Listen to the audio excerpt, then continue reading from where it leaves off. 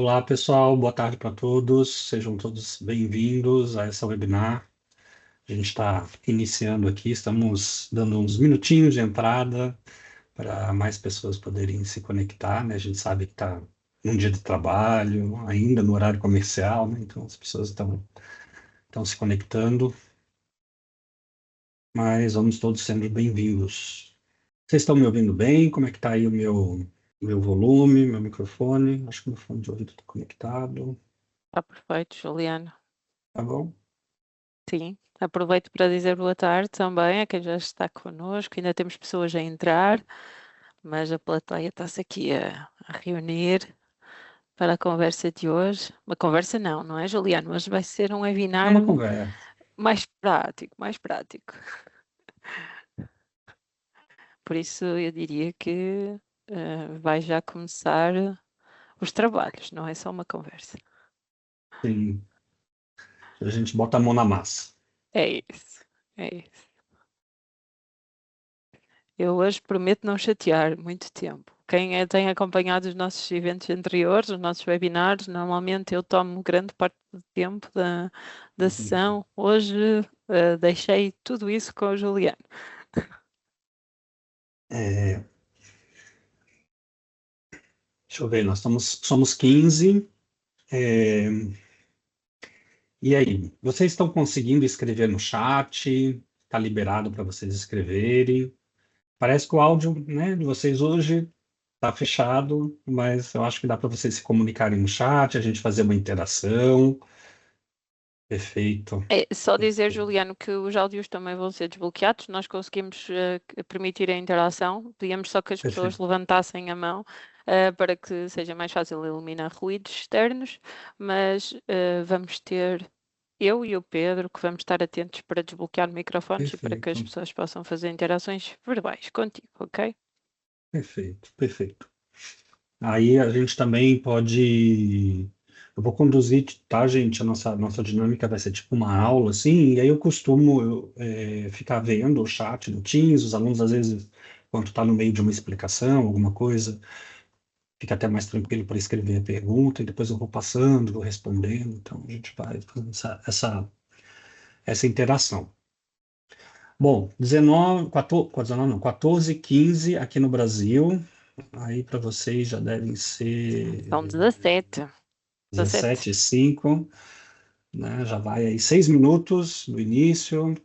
Nós somos já 16 pessoas. Que tal a gente ir começando já oficialmente, para a gente não atrasar? A gente tem bastante conteúdo para ver hoje, então eu acho que esses minutinhos para a gente são preciosos. Que tal? Por mim, sim, Juliano. Né? Diria que sim. Para os demais aí, todos confortáveis, podemos começar? Bom, é, de novo, né? Boa tarde aí para todo mundo, para quem foi chegando. Eu sou o professor Juliano Gaspar, estou falando aqui do Brasil. É, e a gente então vai fazer esse webinar pela Virtual Care. A gente vai conversar um pouquinho sobre dados, sobre qualidade de dados, enfim. Eu vou começar, se a Cláudia me permite, compartilhando aqui alguns slides. A gente vai fazer uma coisa bem interativa, a gente vai partilhar uns slides, vai parar, vai fazer atividade prática, tá? Então a gente vai mais ou menos nessa pegada. Se eu estiver falando muito rápido, eu sei que nós temos aqui brasileiros e portugueses, né, nessa live, nesse webinar internacional, né? Então, podem me perguntar, podem pedir para eu falar um pouquinho mais devagar. Estão vendo meus slides, né? Ó, nesse momento eu não uso, enquanto eu estiver projetando slide, eu não vou estar vendo vocês, mas qualquer coisa pode me interromper. A Cláudia que consegue estar com o microfone aberto pode me interromper à vontade. Ok. Então, a gente vai fazer essa conversa hoje pela Virtual Care, né? Então, a maioria aqui já conhece, né? É uma empresa dedicada a desenvolver tecnologia para a área da saúde, né? Mais especificamente na área da saúde da mulher, mas não só. E hoje, né, a gente resolveu fazer uma conversa com vocês a respeito sobre análise de dados, né? Com foco obstétrico. É claro que a gente não consegue, em 2 horas, ver um curso completo, né? Mas a gente vai lançar umas pílulas aqui para vocês e deixar vocês com algum gostinho de quero mais, esperamos, né? Em como que a gente pode estar trabalhando com dados, né? Tentando pensar em qualidade de dados, em qualidade da informação, pensando no cuidado do nosso paciente, né? Então, a gente está aqui fazendo nesse momento de boas-vindas, de enquadramento, tentando entender o que que a gente vai ver aqui nesse webinar. A gente vai falar um pouquinho da nossa plataforma, onde a gente está usando uma base de dados simuladas, que é o Obscare.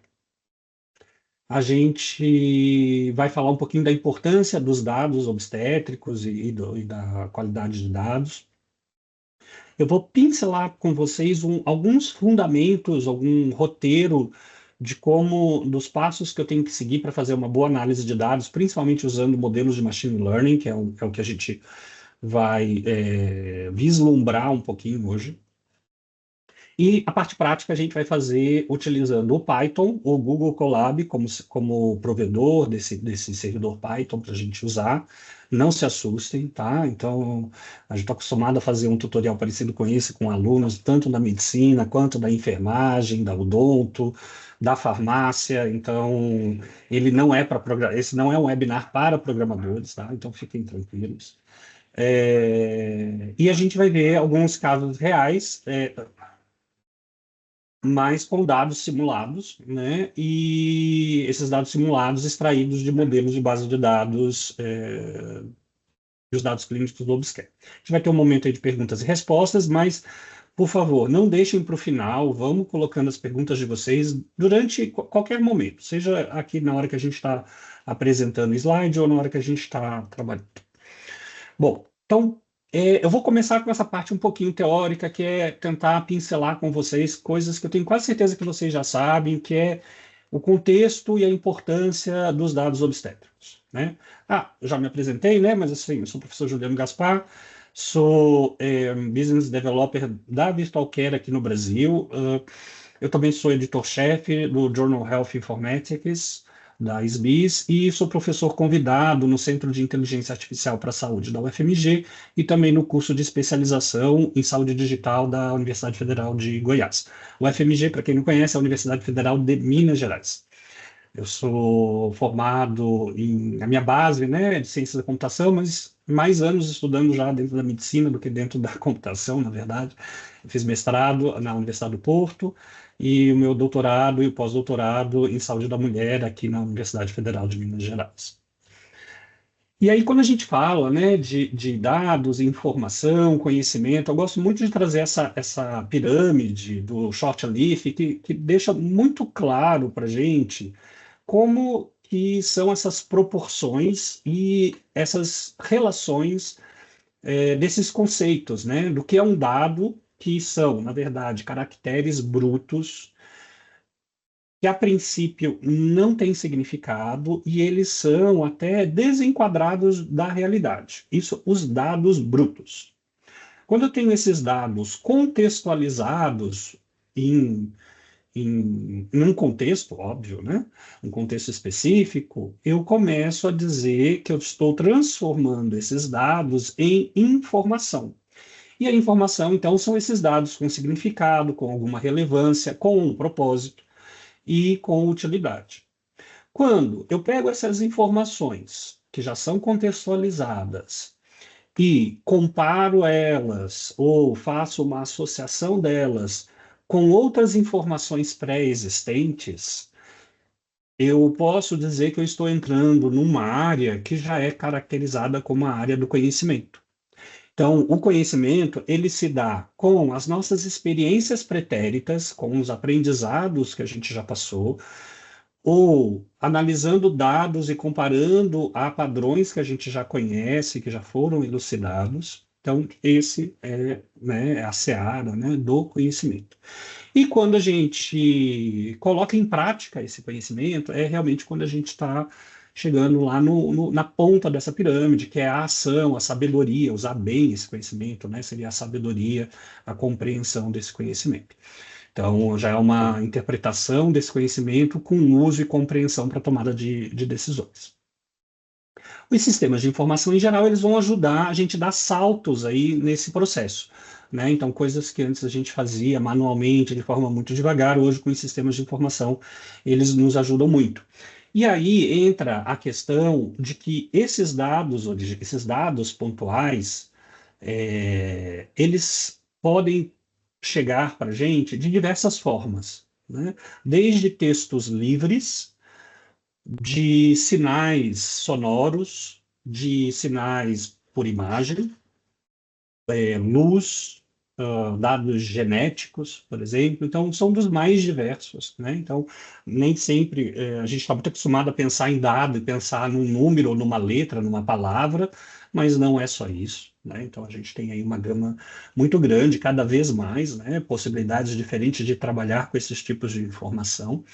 E essa diversidade toda faz com que a gente cada vez mais precise de padronização e de uma codificação clínica, né? Porque quando a gente coleta dados, né, esse aqui é até um exemplo do professor Ricardo, aí de Portugal, que eu gosto muito, é, que ele fala que quando a gente coleta um dado, seja qualquer tipo de dado, seja para preencher um prontuário de um paciente, seja para fazer uma pesquisa, né, numa coleta de dados de pesquisa, a gente está fazendo uma representação da verdade. A gente está encaixando dentro de um modelo pré-definido, ou não, né, o que a gente entende, o que a gente interpreta dessa realidade. Então, os dados eles nunca serão a própria verdade, eles nunca serão aquele momento, né? Eles não conseguem eternizar um momento, por mais que a gente tente isso. A gente precisa de cada vez mais dados, de cada vez mais tipos de dados, para a gente cada vez ter uma anotação, digamos assim, um registro mais fiel dessa verdade, né? Então, por exemplo, se eu tenho um coração, né? Para começar, a gente não tem um coração aqui, a gente tem a foto de um coração, né? Mas vamos supor que eu pedisse para vocês para desenhar esse coração. Né? O que vocês pensariam já de imediato para desenhar esse coração? Talvez, né, uns poderiam fazer aquele tradicional coraçãozinho que a gente está acostumado nas cartinhas de amor e tal, ou a gente poderia, né, usando um pouco mais de recurso profissional aí, fazer um coração tridimensional com software 3D, fazer uma renderização, enfim, a gente poderia criar esses modelos para a gente tentar reproduzir essa realidade em outros momentos. Ou a gente poderia tentar desenhar esse coração através de infográficos, como são esses aqui, são 3 infográficos com propósitos diferentes, querendo mostrar determinadas questões diferentes, quer da fisiologia do coração, quer da parte de formação, né, da forma desse coração, quer da fisiologia, que é a parte de função desse coração. Então, dependendo do que eu quero guardar e do que eu quero apresentar, eu vou definir essas variáveis de uma forma ou de outra e coletar essas informações de uma forma ou de outra, né? Então, esses modelos, sempre que a gente define modelos, a gente está tentando descrever comportamentos de forma simplificada, ignorando alguns detalhes. Não tem como fugir disso, tá, gente? Isso é uma premissa. Mas, e ao mesmo tempo, isso permite com que a gente consiga colocar em um conjunto de informações sintetizadas, dados e sistemas muito complexos, né?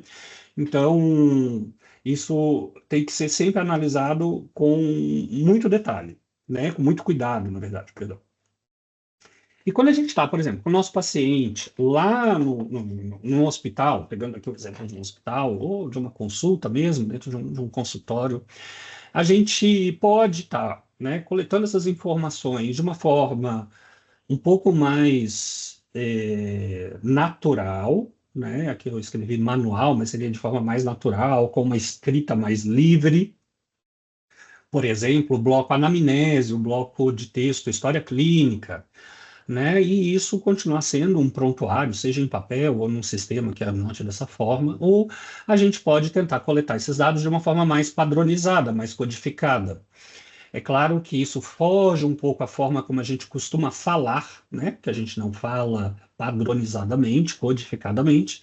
A gente tem um português, né? O inglês de forma fluida e cotidiana, mas quando a gente consegue padronizar isso através de variáveis, de uma coleta um pouco mais codificada, a gente consegue ter outros benefícios, como eu dei o exemplo agora do desenho do coração.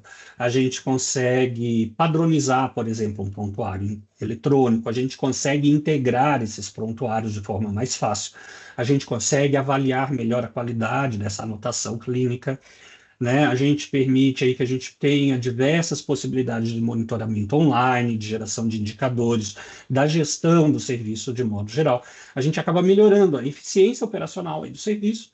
A gente, de certa forma, consegue, como a gente consegue avaliar melhor, a gente consegue indiretamente reduzir o erro humano, melhorar a segurança da informação, a rastreabilidade e até a redução de custos.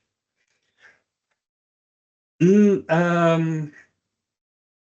Antes de eu falar essa parte aqui sobre investigação, sobre pesquisa, e para não perder o fio da meada, eu vou passar a palavra para a Cláudia, para ela falar um pouquinho, porque eu acho que vem bem de encontro aqui com esse ponto aqui do que eu estou falando sobre codificação e sobre dados, nessa parte mais teórica.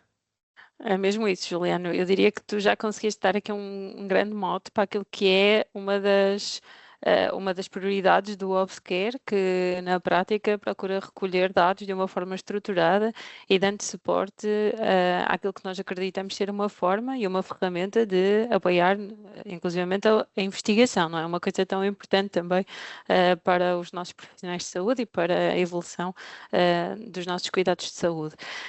Então, não tomando muito tempo, mas dando aqui uma nota geral sobre aquilo que é o Obscare e aquilo que é neste momento, então, a aplicação nesta recolha de dados. O Obscare é uma solução que se dedica à recolha, que é um sistema de registro de dados estruturados, mas é transversal aos cuidados de saúde obstétricos, podendo ser utilizado tanto em contexto de urgência, como em consulta, como em treinamento e também nos primeiros registros associados ao recém-nascido, no módulo que nós denominamos como berçário. Tal como dizia o Juliano e como eu também introduzi, o grande objetivo do Obscare foi só não atender a uma melhoria daquilo que podia ser os registros e a produtividade dos profissionais de saúde, mas também potenciar a produção científica e a análise de indicadores obstétricos, que são também um dos pilares de desenvolvimento da própria solução. Neste momento, o Obscare já está presente em 22 hospitais em Portugal, sendo que desses 22, 5 são o LS. O que é que isto quer dizer? Que neste momento já temos os cuidados de saúde primários ligados também ao contexto hospitalar, permitindo assim uma jornada da grávida, como nós frequentemente indicamos, e procurando as mais-valias que este fluxo de dados pode trazer também para os cuidados de saúde.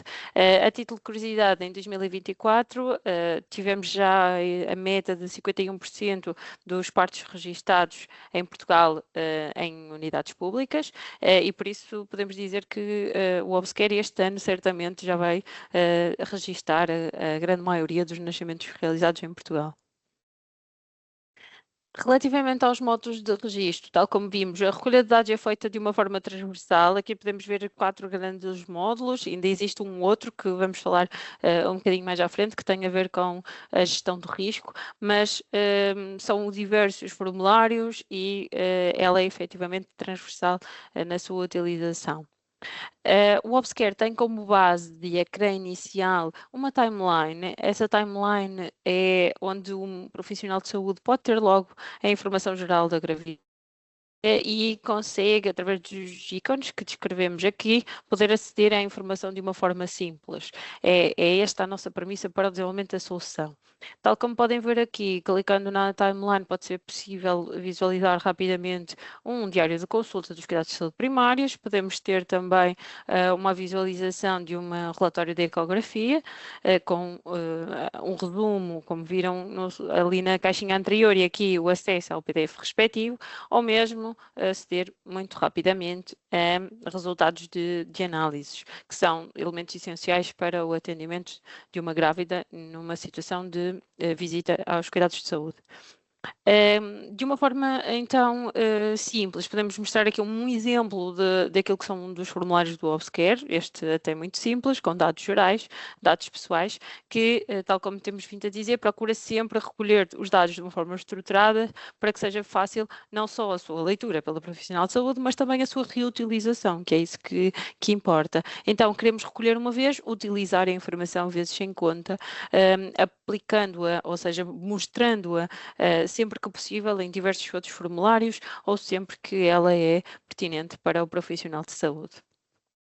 Uma das outras formas de ser possível potenciar a recolha de indicadores obstétricos e outros dados relacionados ao processo clínico tem a ver com, nomeadamente, a incorporação de procedimentos estruturados e diagnósticos em árvore, aqui que são codificados em CD10 e, de alguma forma, permitem que só com um clique e de uma forma muito rápida o profissional de saúde possa entregar informação bastante pertinente para a grande maioria dos indicadores que são produzidos. Também ao nível do processo de enfermagem, procuramos abarcar também este grupo de profissionais com formulários específicos para esta classe de profissionais, com também a informação mais estruturada possível.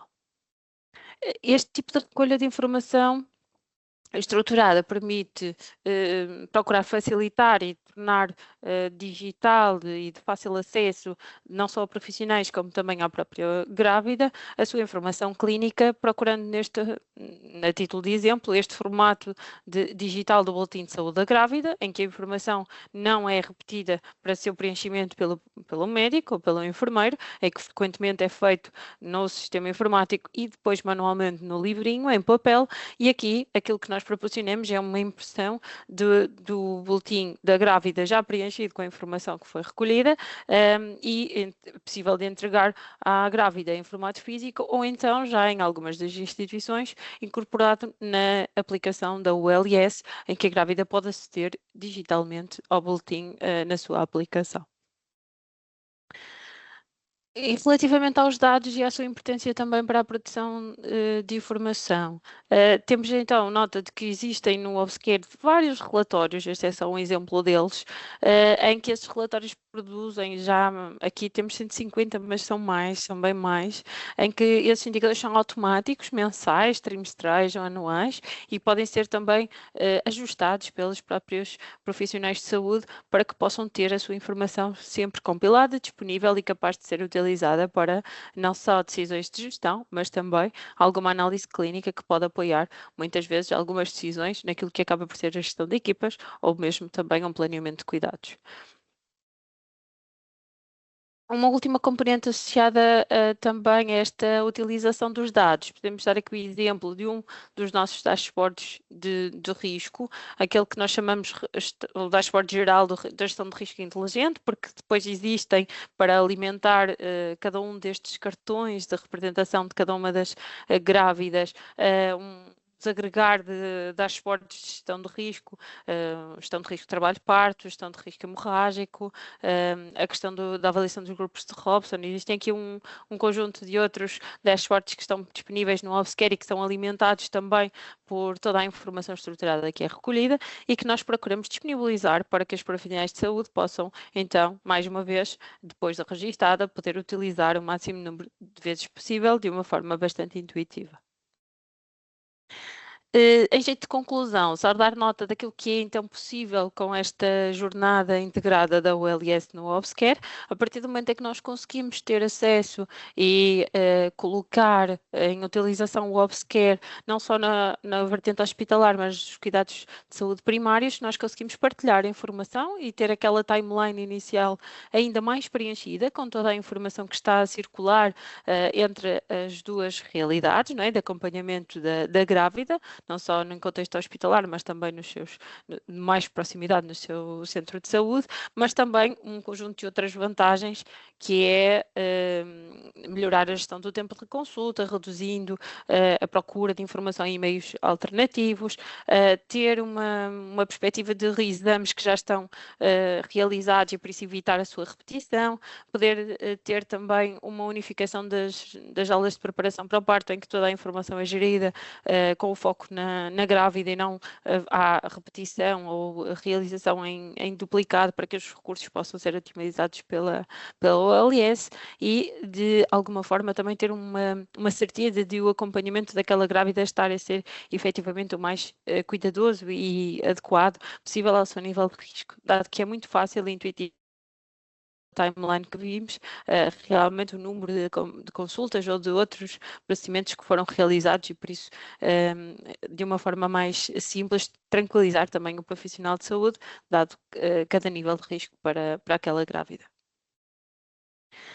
De uma forma realmente ainda mais detalhada naquilo que são formas de utilização de dados. Temos aqui o dashboard da jornada da ULS, ele também, mais uma vez, é só uma das formas de termos a informação, em que aqui conseguimos perceber que, peço desculpa, conseguimos perceber que temos informação de distribuição do número de grávidas da ULS e também essa distribuição não só por trimestre, como data prevista para o parto e também forma de acompanhamento, não só nos cuidados de saúde primários, mas também no hospital. Juliane, não querendo ser assim muito exaustiva, acho que é isto que importava destacar, correto? Perfeito, Cláudia, obrigado. Eu acho que a gente consegue ter uma ideia, assim, claro, a gente está fazendo uma webinar pela Virtual Care e é normal que a gente apresente alguns dos produtos da Virtual Care que esteja contextualizado. E aí aqui isso faz todo sentido, porque eu estou falando de qualidade de dados, de codificação de dados, né, da importância dessa coleta qualificada e codificada, e a gente consegue ver agora uma ferramenta em onde a gente tem essa coleta dessa informação realmente muito estruturada, né? E tem tudo a ver com o webinar que eu vou fazer agora, no sentido de que a gente precisa dessas informações codificadas, coletadas de forma categóricas ou numéricas, mas de forma muito discretas, né, para a gente poder fazer essas análises, né? Porque senão, é claro que hoje a gente tem algoritmos para fazer análise de textos de linguagem natural, mas eu acho que se a gente tem isso já de forma codificada, a gente tem uma grande mina de ouro aí para se trabalhar em relação a esses dados. Antes de eu continuar aqui com os slides, eu queria agora que a gente já se apresentou e a gente apresentou o produto, eu queria conhecer um pouquinho quem está aqui, assim. Eu sei que vocês preencheram um formulário, mas eu não estou vendo ele agora, assim, eu estou olhando aqui para o chat. Eu queria saber se vocês não podem escrever aqui no chat o nome de vocês, de que país vocês são,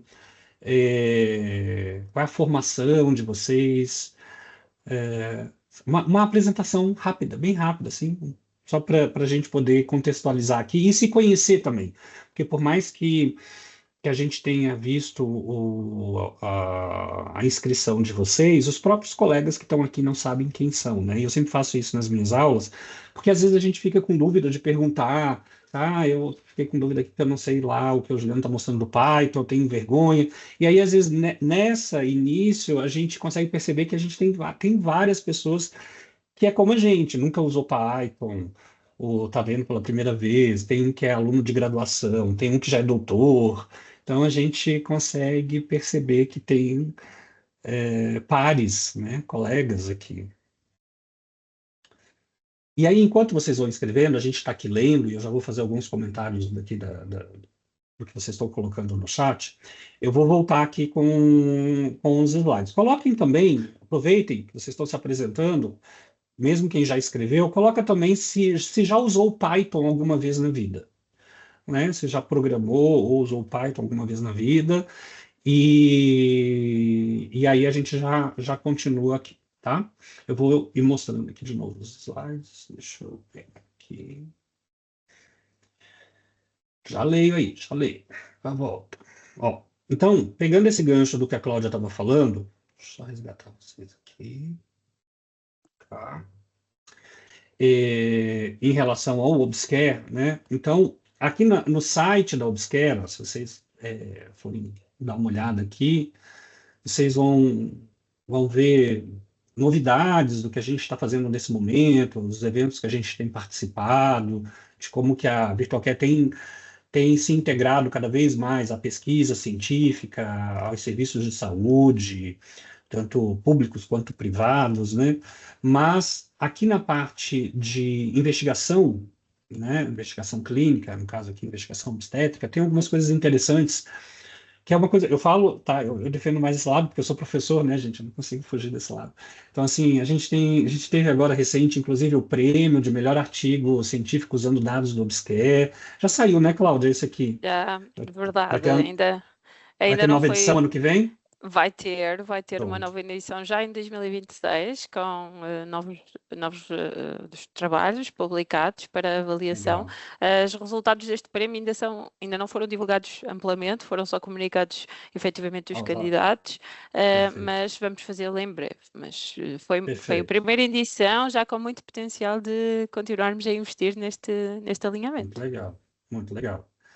Aí, ó, a gente tem aqui todo um conjunto de indicadores de apoio à saúde materna e infantil.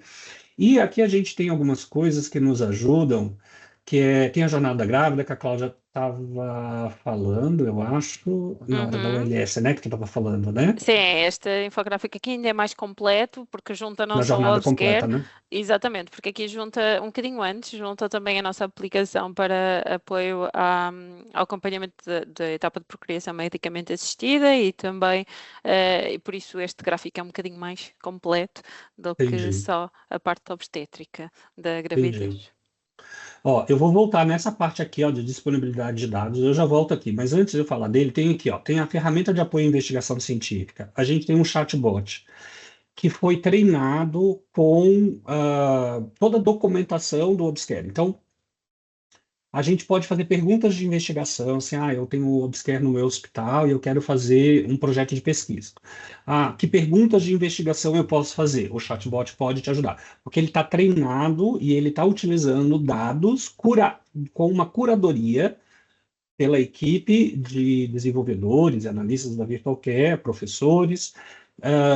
Então, vocês podem usar assim com bastante confiança, é claro, que tudo que a gente usa e faz, mesmo vindo de um especialista humano ou de um especialista por inteligência, a gente tem que conferir, tem que ver tudo isso, né? Mas vocês conseguem aqui ter perguntas de investigação do que podem fazer com os dados do Obscure, montar todo um projeto de pesquisa, a parte metodológica, a parte de escrita, ele ajuda bastante a fazer isso, tanto para projetos quanto para artigos, perguntas de investigação. E aqui a gente tem alguns tutoriais e templates de como que vocês podem solicitar acesso aos dados do hospital de vocês que usa o Obscure. Tá? Então, a gente tem toda a parte aqui de como fazer essa solicitação formal, acessar a comissão de ética, fazer a solicitação formal e autorização para utilização, questão da anonimização dos dados, tudo isso. Então, assim, eu acho que aqui tem um bom pontapé inicial aí para quem quer começar a trilhar essa jornada. E eu acho isso aí super importante, né? Porque o que eu vou mostrar agora é como usar esses dados já na outra ponta e a gente tem que passar por isso antes. E aqui, um pouquinho antes, sobre disponibilidade de dados, a gente, além de ter aqui um dashboard comparativo, não necessariamente comparativo, mas um benchmark entre alguns hospitais que usam o Obscare, a gente tem aqui nesse botão à nossa disposição a lista com todas as variáveis do Obscure. Então, assim, isso aqui é de uma riqueza gigantesca para quem quer fazer investigação, ou para quem quer conhecer o sistema. Então, assim, aqui nem cabe todas aqui na tela, ó, são muitas. Se a gente olhar aqui embaixo, a gente tem 946 variáveis no Obscure. Gente, é uma ferramenta gigantesca. E isso aqui, eu estou mostrando isso em detalhes para vocês, está pequenininho, né? Vou aumentar aqui o tamanho. Que isso aqui tem a ver exatamente com essa parte inicial que eu falei para vocês. Quando a gente tem um modelo e a gente quer quando a gente quer anotar algo sobre o mundo real, a gente precisa fazer um modelo e selecionar o que a gente quer anotar. Quanto mais detalhado a gente anota, faz essas anotações, mais fidedigno da realidade é. É exatamente isso. Então, assim, se eu tenho um sistema onde eu tenho 3, 4 blocos de texto livres para ser digitado, é muito diferente de quando eu tenho uma base de dados e um sistema com diversos recursos para a entrada de dados de forma já categorizada e 946 variáveis. Então, assim, é isso tudo que tem que fazer a gente pensar. E aí, deixa eu ver aqui o que vocês falaram aqui no chat. Nós temos aqui, ó, colegas, estudantes de bioinformática do Porto, de especialistas em enfermagem, saúde materna, biomédicos, alguém que já está familiarizado com o Python, fazendo doutoramento, de Coimbra. Ah, uma dúvida: é possível filtrar dados por doença? Sim, o Obscure ele tem algumas variáveis, eu não lembro agora de cabeça, mas tem assim todas a parte de comorbidades da gestante, Uhum, onde você vai fazer essa uhum. anamnese, né, Cláudia? Você Sim, coleta sim, as doenças pré-existentes, sim. ou eu não sei se clinicamente a gente pode chamar de doença, mas são o que acontece com a gestante durante o parto. Eu acho que não é bem doença, mas são comorbidades que podem acontecer, eventos ali que podem, complicações, que pode ser também caracterizado como uma das perguntas de investigação, né? Sim, mas só a título de exemplo, e não sei se é exatamente isso, mas espero conseguir ajudar. É possível fazer um filtro ou tentar recolher essa informação, por exemplo, de diabetes. Diabetes gestacional, como um diagnóstico anterior à gravidez ou da própria Uhum. gestação. É possível ter esse tipo de conclusões para eclâmpsia ou outros diagnósticos que sejam levantados durante a recolha de dados. Eu diria que mais que filtrar, porque isso então ainda seria um bocadinho mais trabalhoso nesta grande lista, é questionar o chat, ou seja, aquele agente que o Juliano acabou de dizer, Uhum. ele está preparado para Sim. responder a isso mesmo, ou seja, vocês fazem-lhes essas perguntas do que querem saber, se está disponível ou não no Obscure como uma das variáveis, e ele está treinado para conhecer exatamente este conjunto de variáveis e para vos dar essa informação, podendo inclusivamente poder fazer até sugestões de temas ou de ehm, áreas de pesquisa que possam ser facilmente obtidas neste âmbito. Uma outra coisa que também é possível nesta página é dar uma ajudinha. O chat também é capaz de vos ajudar no preenchimento dos impressos para os gabinetes de ética, ou seja, sempre que é possível fazer uma investigação, aqui o nosso chat já está treinado para dar algumas informações gerais que ajudam a preencher os impressos. E por Sim. isso também é uma ajuda, esperamos nós, para potenciar estes É. processos de investigação. Desculpa, Ele Juliana. Não, é como se ele tivesse vários templates, né? Então a gente Sim, tem assim sim, um template para solicitação de dados, anonimização de sim, dados, o sim. projeto de pesquisa de modo geral, né? Com todos os Sim, escopos que tem que ter, então assim, bem interessante. sim. E Ele aí, pode ó, inclusivamente deixar algumas ideias, desculpa, Juliano, de lado. Vamos imaginar que vocês já têm uma ideia sobre algum tema de investigação e querem saber se realmente existe essa informação do Obscure. Podem lhe perguntar diretamente e ele vai responder, dizer ou uhum. que tipo de abrangência que é possível obter de dados. Por isso, sim. Fantástico. Na verdade, assim, eu vou confessar para vocês que quando a gente estava, a gente está idealizando esse webinar já tem quase um ano, né, Cláudio? E desde quando a gente começou a pensar, várias ideias vieram, e essa última aqui que eu estou usando foi planejada usando o assistente mesmo, assim, sabe? Tipo, eu tenho algumas ideias, aí eu ia primeiro trabalhar com hemorragia, ele me deu algumas ideias e duas ideias interessantes. Trabalhar com desfecho hemorragia ou com desfecho cesárea, né? Então, pensei, ponderei com as variáveis que eu tinha no momento, eu, disse, eu vou trabalhar com cesárea, que eu acho que é nesse Uhum, primeiro momento, depois, quem sabe, eu faço um para hemorragia. E aí, ó, seguindo aqui, tem pessoas já, né, fazendo mestrado, enfermagem, algumas pessoas já iniciaram o Python como iniciante, né? Então, vejam que a gente tem perfis aqui bem diferentes. Ah, e isso é bem interessante e desafiador, né? Então, vejam, a gente quando pega turmas mistas dessa forma, pessoas que têm algum mínimo de experiência com programação, outras não, são clínicos, né? Ou pessoas que estão ainda na graduação, fazendo iniciação científica, e alguém que já está lá no doutorado, ou até já tem doutorado. Então, são perfis realmente muito diferentes. E aí, nessas horas, cabe tanto professor ou tutor ter esse traquejo, né, de conseguir falar para esses públicos todos, quanto os colegas que estamos todos aqui aprendendo a compreender perguntas de um nível ou de outro, um pouquinho de paciência, às vezes quando o professor tem que repetir muito, ou ir mais devagar, ou também acelerar um pouco, então a gente vai fazendo essa conversa dessa forma. E aí aqui assim, ó, eu dei um print aqui, mas a gente já mostrou ao vivo, o chat ele tem essa carinha, como um chat GPT mesmo, e a gente vai usando essa dinâmica. Essas partes aqui eu já mostrei. E aí, vamos partir aqui para fazer algumas atividades práticas. Enquanto eu vou mostrando aqui, eu queria que vocês, como a gente falou lá no webinar, na inscrição, na divulgação, a gente vai precisar que vocês, preferencialmente, estejam num computador, né? Eu acho que eu deveria já ter falado isso lá no início, porque vocês tinham 40 minutos para ligar, né? É, e com uma conta Google, né? Com o Google uma conta de Gmail, né? Uma conta Google, porque a gente vai usar o Google Colab. Claro que dá para vocês assistirem, continuarem assistindo aqui, executarem depois, mas assim, eu gostaria muito que vocês fizessem juntos, né? Porque assim a gente consegue.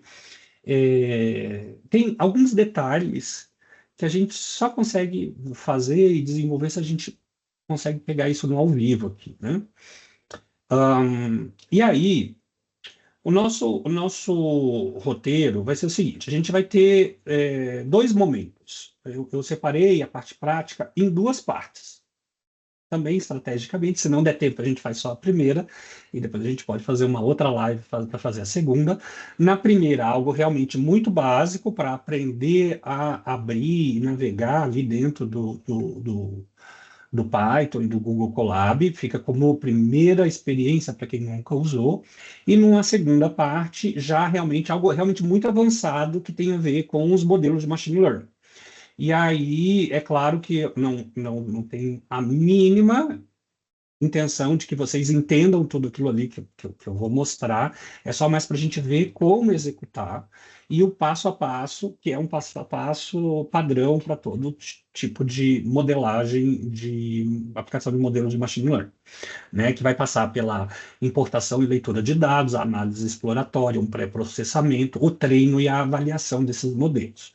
De uma forma um pouquinho mais detalhada, a gente vai, né, carregar esse conjunto de dados, a gente vai fazer uma exploração, uma análise descritiva desses dados iniciais, a gente vai ver colunas desnecessárias, a gente vai ver, talvez, linhas com brancos, nulos, ver o que a gente vai fazer com eles.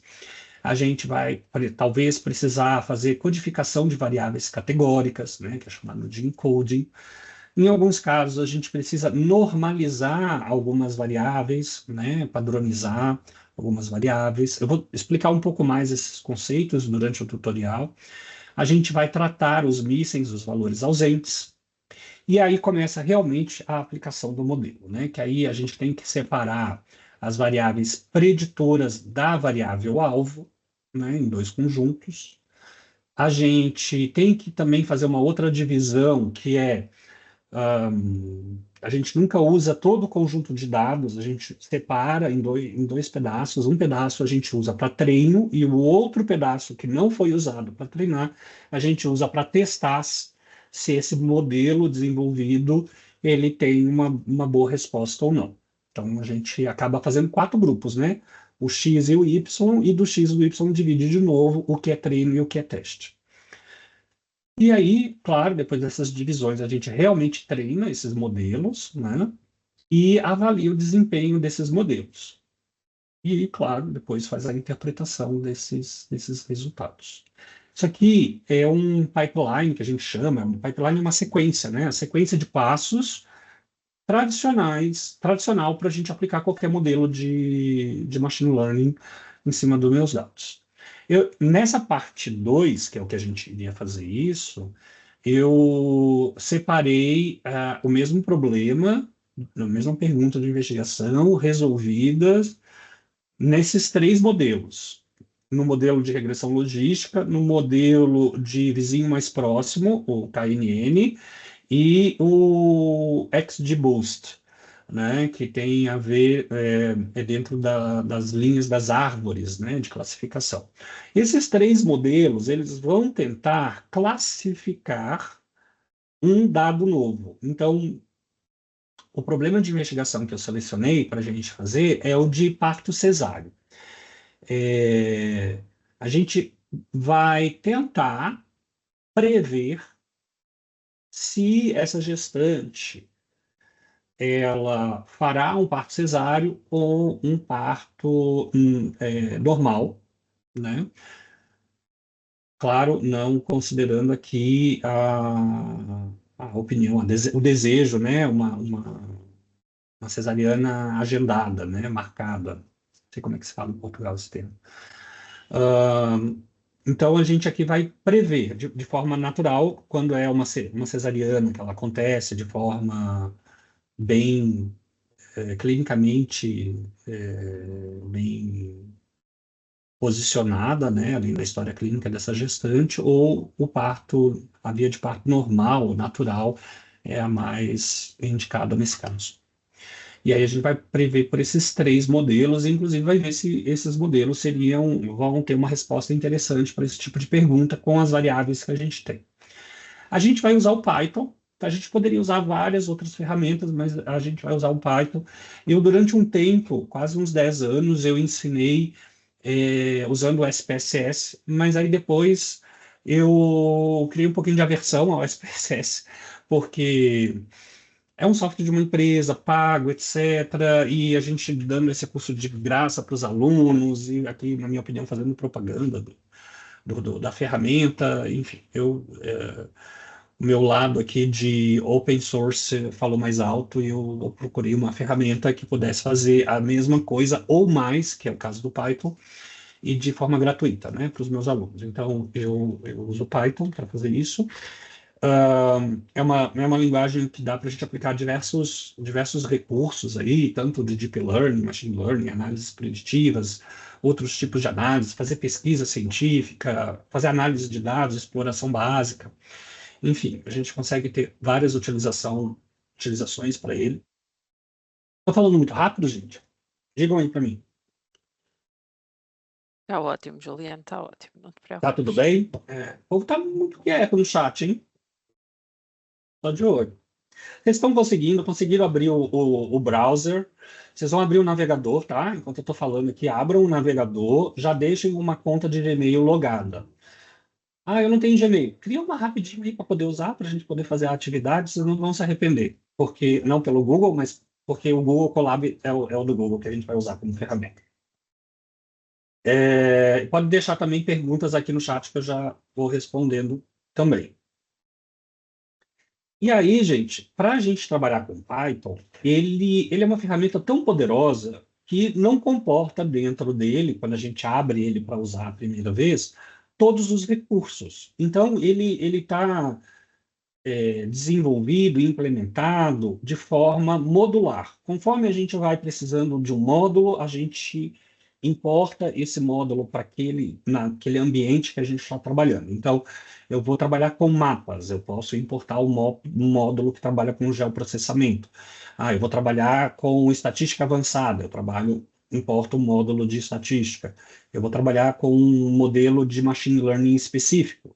Eu vou lá e importo os códigos desse modelo específico. Então, ele trabalha com módulos, tem módulos muito interessantes e muito poderosos. Por exemplo, o Matplotlib, para fazer diversos tipos de gráficos, como esses aqui. A gente tem a biblioteca do Pandas, que é uma biblioteca para se trabalhar com dados. A gente vai usá-la, por exemplo. A gente tem uma biblioteca que é a NumPy para trabalhar com números complexos, listas, matrizes e diversas outras, gente. A gente tem a OpenCV para fazer reconhecimento de imagens. A gente tem esse Facets, que são gráficos para visualizar conjuntos, né? Muito usado para a gente fazer uma análise, ainda mais como a gente está trabalhando com classificação, né? Então, em dois grupos, o parto cesáreo e o parto normal. Então, essa ferramenta ela ajuda a gente a ver essas correlações nos dados, né? A gente tem outras bibliotecas, como essa Plotly, ela é bem interessante para fazer gráficos dinâmicos, quando eu quiser fazer para colocar em algum recurso online, por exemplo. E são mais de 614 mil bibliotecas diferentes aí disponíveis para serem usadas, né? Então, tem das mais diversas. Uma coisa interessante com Python é que a gente precisava instalar um servidor Python, tinha que ter um programa específico para desenvolver o código Python, tinha que botar rodar o servidor. Até eu ensinar isso para um médico, para um enfermeiro, para um dentista, para um cirurgião dentista, levava muito tempo. E ele dizia, ah, não, eu não sou programador, não vou trabalhar com isso. Só que faz uns 4 anos, mais ou menos, 3 anos, não sei bem, a Google lançou essa ferramenta que se chama Colab, onde eu posso, de forma muito rápida, começar a fazer um Python e ele já rodar aqui de forma online. Para treinamentos, gente, e para testes, ela é muito boa mesmo. Então, assim, é o que a gente vai estar usando e foi onde eu resolvi migrar as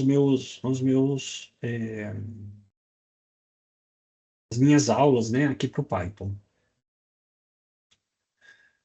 Ah, e aí, gente? Me digam se eu posso seguir, se vocês conseguiram abrir o navegador.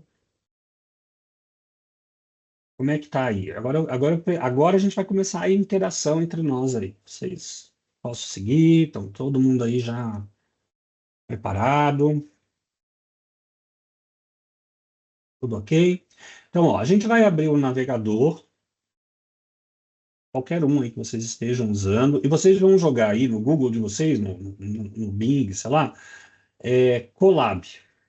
Pode digitar assim, ó, Colab, e faz um buscar aí do que aparece. Colab. Eu vou aumentar o zoom aqui para vocês. Colab. E aí, é a primeira opção, sempre. Para mim, pelo menos, é sempre a primeira opção que aparece. É o Welcome to Colab da Google, e colab.research.google.com. Vamos abrir ele aqui zeradinho.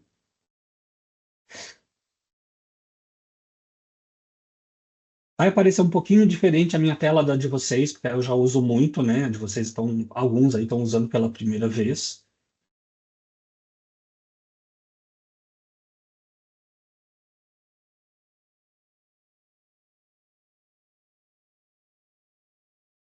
A de vocês deve ter aberto como a minha uma janela de abrir notebook aqui,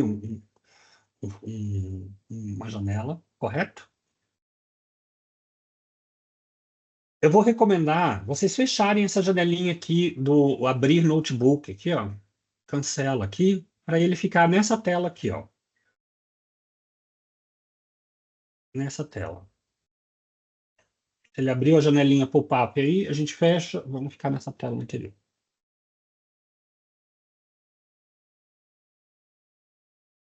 E aí, a gente vai fazer o seguinte: aqui em cima, em arquivo, logo aqui em cima, ó, arquivo, arquivo, vamos chamar aqui um novo notebook. Notebook é um nome interessante, né? Porque quando a gente trabalha com um arquivo de texto, a gente está acostumado a falar, é um arquivo Word. Quando a gente está trabalhando com arquivo de slides, a gente é um arquivo PowerPoint. Quando a gente está trabalhando com uma planilha, a gente pensa, é um Excel. O tipo de arquivo Python é chamado de notebook. Tá? Então, notebook é o nome do tipo de arquivo Python. Tá? Então, tem vários outros, né? Os arquivos Python são chamados de arquivos notebook, que é um livro de notas de código, né? Bem daí. Quem quiser levantar a mão, quem quiser fazer algum comentário, tiver perdido, pode chamar, tá, gente? Ó, daqui a pouco eu vou pedir para vocês mostrarem print do que vocês estão fazendo aí, quero ver se vocês estão fazendo mesmo. Ó, então vou aqui, novo notebook. Eu costumo dizer que eu começo bem devagar, depois acelero, tá, gente? Ó, então vai abrir realmente um arquivo novo aqui.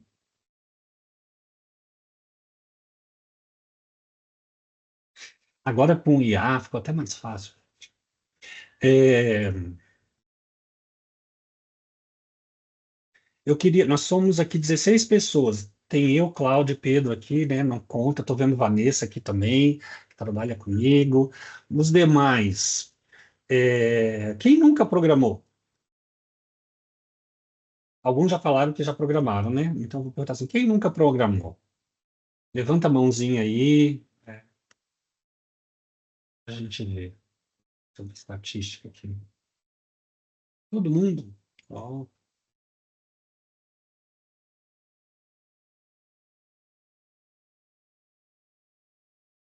eu acho que o povo não está nos ouvindo, não, Cláudia. Hum, Minha moral tá baixa aqui, hein? Não é necessário, não é?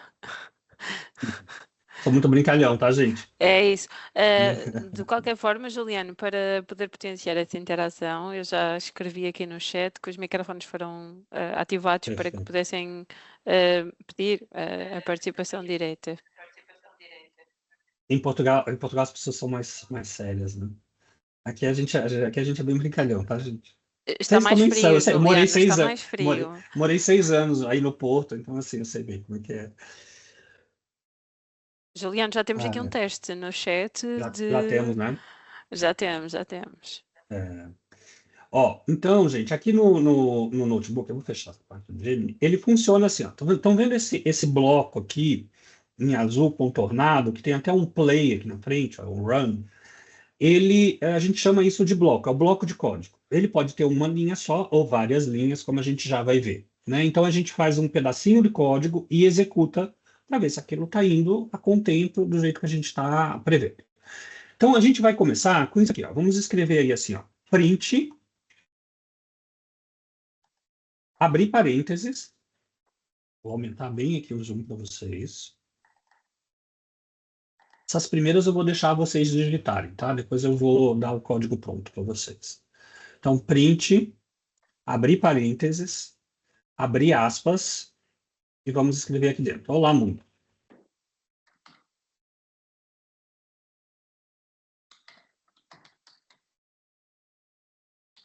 Depois de digitar isso, vamos clicar em play, aqui na frente. Aqui no run.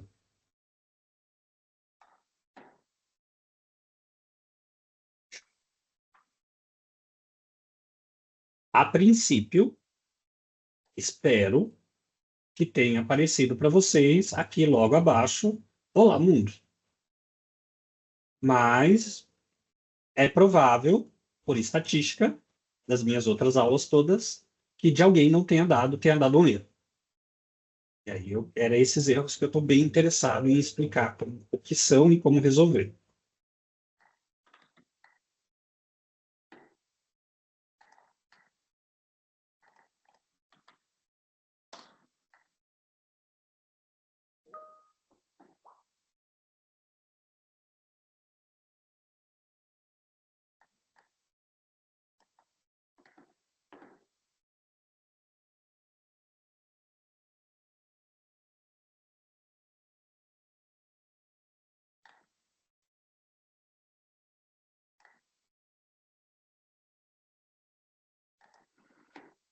Isso, os nossos assistentes estão a trabalhar. Juliano está em mute. Eu quis dizer aqui que a Marta, né, deu um problema de erro de sintaxe, até já imagino que seja, a Bárbara conseguiu, né? É, Isso parece ser simples e é, na verdade, né? Mas todo programador sabe, isso aqui é uma brincadeira, todo programador sabe que começa a programar, né? Escrevendo essa primeiro programa, né? A gente batiza qualquer programador com um Olá Mundo. Então, a partir do momento, quem conseguiu fazer isso rodar, pode já ser considerado um programador a partir daí, tá? Então, vocês já fizeram o primeiro código de vocês e fazer ele rodar. Mas, apesar dessa brincadeira, vejam só quantas coisas interessantes tem aqui. A gente tem uma função, toda função, ela tem um nome e tem parênteses grudado com esse nome. Então, o print é uma função. E toda vez que a gente escreve um texto, seja uma anamnese de um paciente, ou o nome de um paciente, ou aqui no caso a frase Olá Mundo, tem que estar entre aspas. Seja aspas simples ou aspas duplas. Então, ó, textos, strings, entre aspas. Toda função tem um nome e parênteses. Dentro do parênteses, eu posso colocar parâmetros ou não. Um ou mais parâmetros. A gente vai ver isso mais para frente. Estou fazendo um grande resumo aqui de programação Python, tá? Mas conforme a gente vai olhando o código e fazendo código, isso vai ficando mais claro. E aí, aqui, da Marta, deu um erro de sintaxe. Marta, repara se você não colocou letras maiúsculas no print, ou no P, ou tudo maiúsculo. Pode ser isso.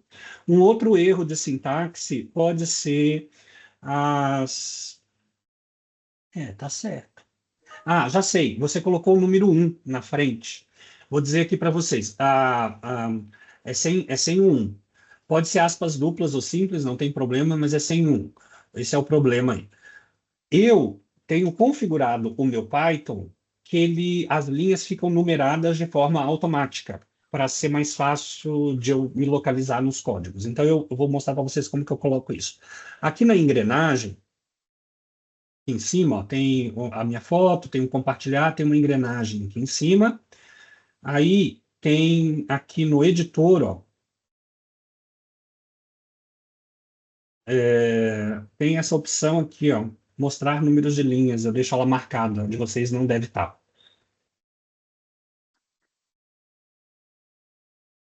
É só marcar e dar um salvar.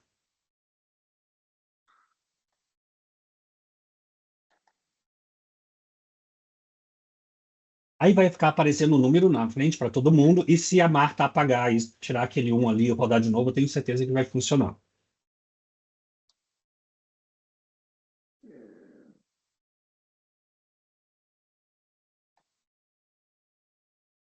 Deu certo?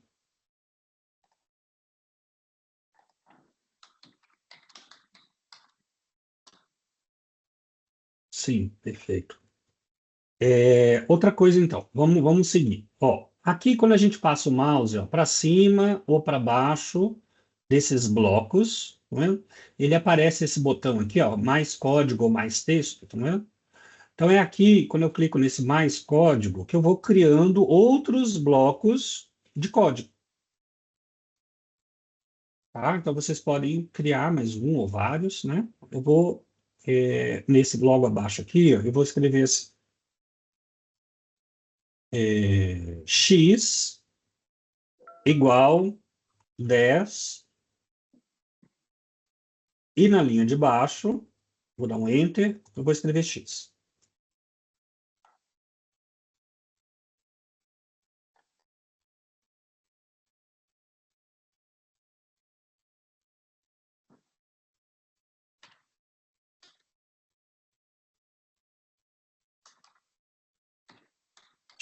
X igual 10 e na linha de baixo só o x.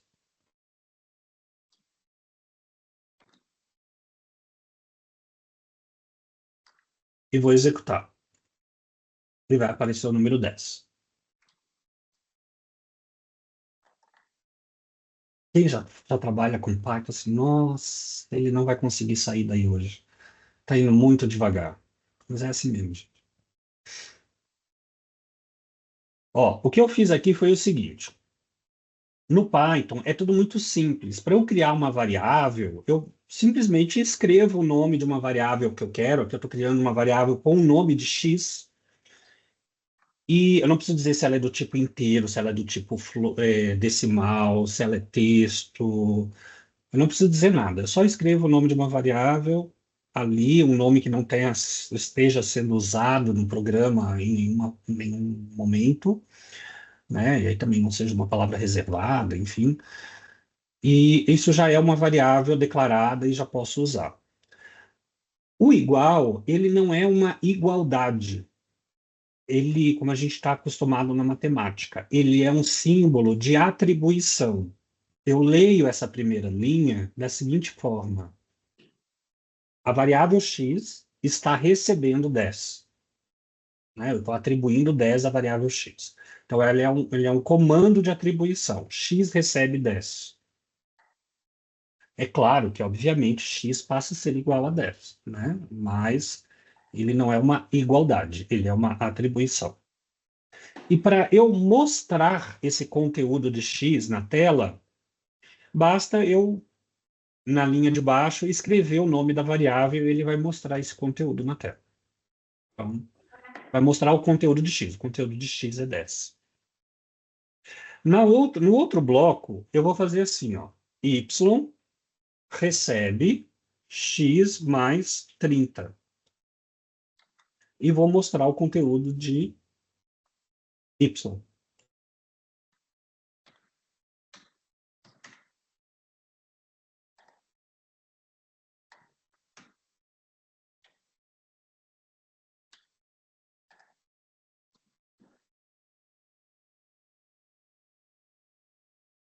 Ok?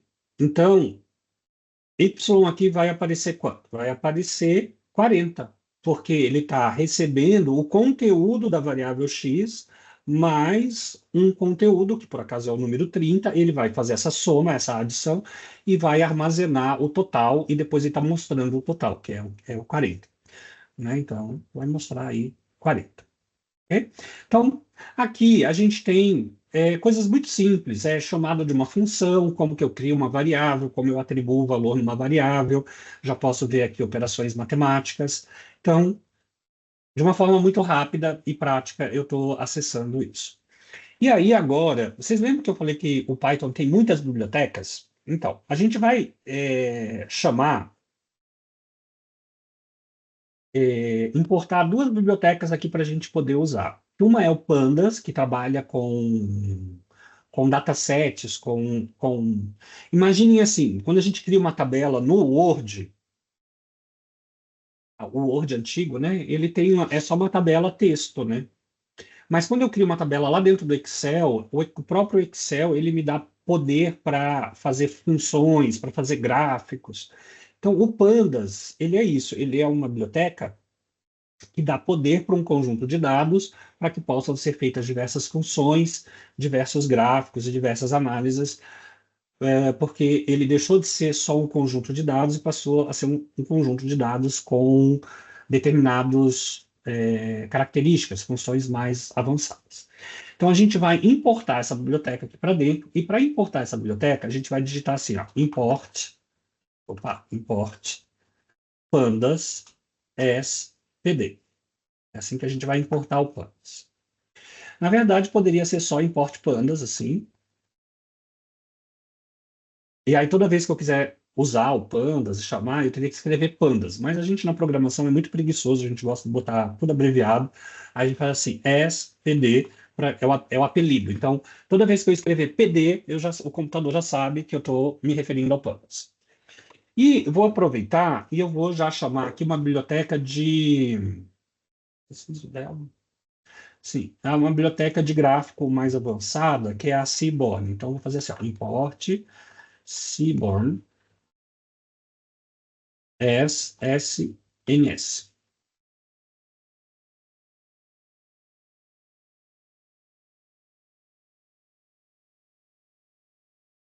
Nossa, professor, mas eu não vou decorar isso. Não, a gente não decora mesmo, não. A gente usa nossas colinhas. A gente usa a primeira, faz a primeira vez, vê como é que faz, depois a gente vai copiando isso. Até a gente decorar bem, usar bem, vai um tempo, tá? Então, no início, a gente tem os nossos roteiros e a gente vai usando esses roteiros e adaptando às nossas necessidades. É assim, pelo menos, que eu faço.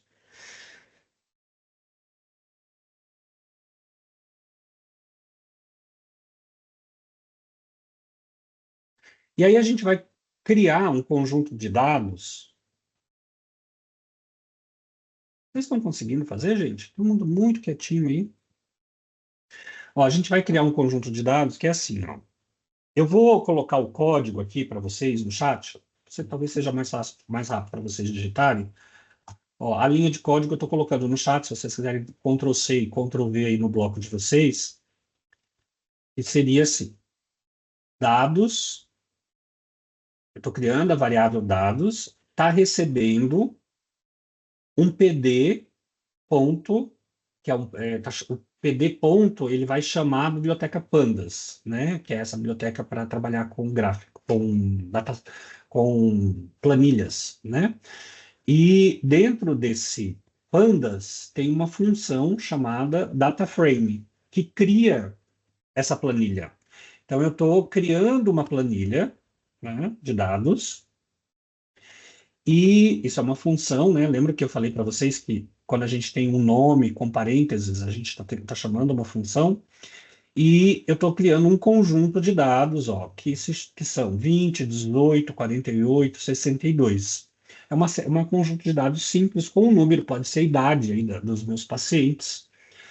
E como é um conjunto, né, o colchete, ele caracteriza conjuntos, né? Então, o parênteses caracteriza funções e os colchetes caracterizam conjuntos. Então, eu tenho um conjunto dentro de uma função, aqui no caso. E esse conjunto de dados ele está sendo usado para criar esse data frame, essa planilha, e tudo isso está sendo guardado, o igual guarda, né? Faz uma atribuição dentro da variável dados. Afinal de contas, o que que a gente criou, então? Deixa eu escrever aqui na linha de baixo para mostrar o que que a gente criou. Dados. Ele vai mostrar na tela o que acabou de ser criado. Então, a gente importou duas bibliotecas, a gente criou um dataset, um data frame, que é um conjunto de dados com esses números, e a gente está mostrando na tela. Ó, então, vejam que agora a gente tem aqui um conjunto de dados, é como se fosse uma planilha, ó, só tem uma coluna, né? Mas é como se fosse uma planilha, tem linhas, ó.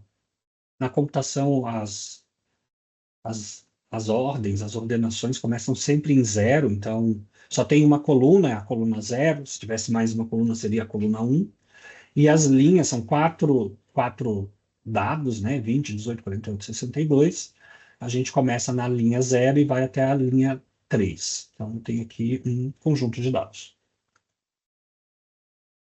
Isso me dá poder, né? Quando eu digo que isso dá diversos poderes aqui para esse conjunto de dados, quando eu uso pandas, por exemplo, aqui na linha de baixo, eu posso fazer assim: dados, ponto, plot, que é uma função para criar gráficos, e aí ele vai criar um gráfico, uma área de gráfico desse conjunto de dados, né? Ponto, eu posso escolher o gráfico que eu quero, eu vou criar um gráfico de barras, por exemplo. Aí eu vou chamar a função do gráfico de barras. Eu não vou passar parâmetro nenhum dentro da função, só criar um gráfico simples de barras do conjunto de dados. No Python, a sintaxe ela é assim, com pontos. A gente vai chamando as funções que estão relacionadas dentro daquela variável, de como aquela variável foi criada, através do ponto. Lembre, gente, isso é um webinar, isso não é um curso, né? Então, a gente quer entender isso tudo a fundo, por que que é o ponto, por que que vem desse jeito. Super recomendo a gente fazer cursos a respeito para a gente poder entender melhor essas minúcias. A ideia aqui com o webinar é a gente perceber que a gente consegue fazer mesmo sem nunca ter mexido com isso. Com 2 horas a gente consegue entender o básico dessa dinâmica aqui. E aí a gente vai, eu quero fazer um curso, gostei, vou realmente querer entender. E aí a gente vai, né? Os cursos têm dos mais diversos, em diversas universidades, em diversas plataformas. Aí é livre, né? Então, mas a ideia de um webinar é essa, é a gente tentar desbravar algo. E aí aqui, ó, eu consigo, por exemplo, com apenas uma linha de código, criar um gráfico de colunas, porque esse gráfico de barras, né, de colunas, ele está sendo chamado a partir do conjunto de dados. E esses dados a gente criou ele aqui em cima, ó, com um- uma planilha, né, um data frame do tipo pandas, que traz esses poderes para os conjuntos de dados. E aí, é claro, a gente já passou aqui que dados são esses, esse conjunto de dados aqui. Então, de uma forma muito simples, a partir de agora, eu consigo fazer várias coisas com esse conjunto de dados. Tá? Eu queria saber como é que está aí desse lado, vocês conseguiram fazer ou não? Tá, tá difícil? Estou indo muito devagar, estou indo muito rápido. Olha, muito legal isso que vocês colocando aqui no chat.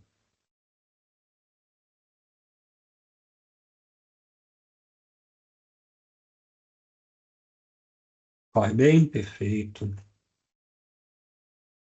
Meu português está bem, Marta? Então tá. Vou acreditar, então. Vamos lá. Ó, agora a gente vai fazer o seguinte: eu vou criar mais aqui uns blocos de código aqui embaixo. E a gente vai, usando essa lógica aqui como base, né? A gente já viu que a gente cria um conjunto de dados com um pouco mais de poderes, né? Usando o Pandas Data Frame. Eu fico pensando, nossa, professor, mas aqui eu só criei um data frame muito fraquinho, né? Uma coisa assim, tipo uma coluna só, quatro pacientes, só uma coluna, mas eu quero ver algo mais robusto. O meu prontuário tem, a gente acabou de mostrar um prontuário que tinha 950 variáveis do Obscure. Então, assim, né, como que eu levo um exemplo simples desse para um, uma coisa mais palpável dentro da minha realidade, dentro do hospital, né? Então, vamos criar de novo um conjunto de dados aqui embaixo, só que um conjunto de dados vindo de uma base de dados de um prontuário. Na verdade, não veio, tá, gente? Porque eu usei o, o, o, o agente lá de inteligência do Obscure, ele me propôs algumas variáveis e depois eu pedi para ele me ajudar a povoar as variáveis com dados simulados baseado no padrão, né, da obstetrícia. Então, os dados que tem ali, eles não são reais. Eles são bem parecidos do real e eles são simulados em dados reais. E, é óbvio, anonimizados. Então, assim, também para vocês não acharem que a gente pega dados dos hospitais, dos hospitais que usam o Obscure, né? A gente não faz isso. Até porque não pode, né? Lei Geral de Proteção de Dados no Brasil e GDPR na Europa. E aí, a gente fez o seguinte, ó. A gente, primeiro, vai. Eu já deixei preparado para vocês usarem um arquivo com esses dados todos, né? Com alguns dados, né? Então, eu vou pedir para vocês, primeiro, vamos criar uma variável que vai apontar para esse arquivo. Está na internet, já disponível para esse webinar. Eu vou colocar aqui no chat, e aí eu vou pedir para vocês copiarem do jeito que está aqui, ó, e colar aqui num bloco.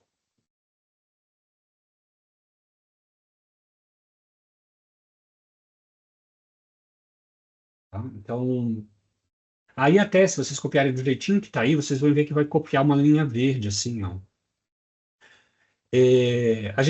Quando a gente está escrevendo os códigos, a gente pode fazer comentários que servem para nós mesmos, seres humanos, quando vamos ler os nossos códigos, entender o que que a gente fez ou o que a gente estava querendo fazer, né? Então, sempre que eu quiser fazer uma linha de comentário, basta a gente iniciar ela com o jogo da velha, ou sustenido, ou cerquilha, não sei como é que chamam em Portugal, o hashtag, né? Geração Z deve chamar de hashtag, né? Na minha época isso era não, ainda é, né? Sustenido. E então o que que a gente está fazendo? A gente está criando uma variável que a gente está dando o nome de arquivo, e essa variável arquivo, ela está recebendo, ó, o igual recebe um texto. Lembram que aspas é um texto?